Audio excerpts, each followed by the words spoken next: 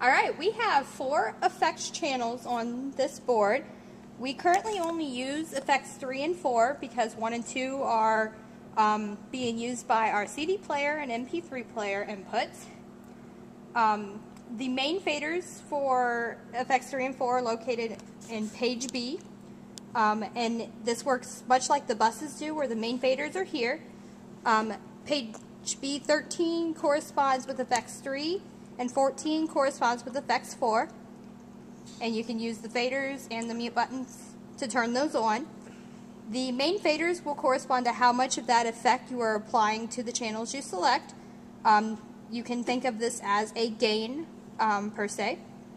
Then, once you have the master faders up, you can actually go into effects 3, and this is where you'll select the channels you want that effect to apply to.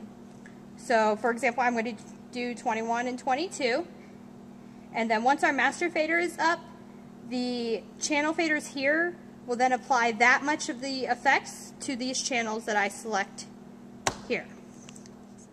Once you have your channel selected, you actually have to go into the processor to control the effects that you want to use.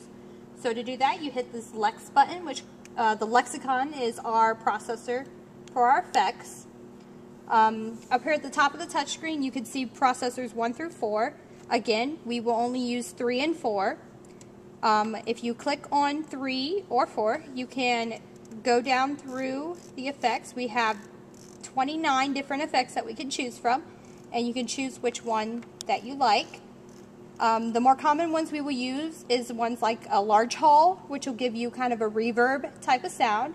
And then we also have others such as the pitch shift, which we very rarely use, but would give you kind of a fun, unnatural sound to the channel.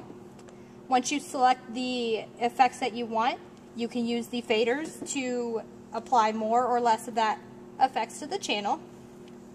Some effects will have different controls within the processor.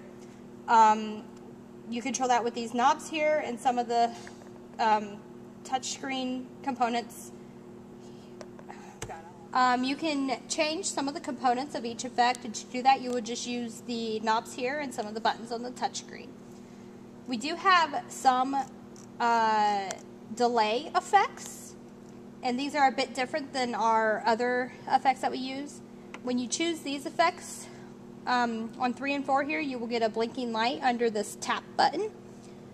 This basically allows you to have a delay that will go along with the beat of the music or whatever speed you choose to tap that button.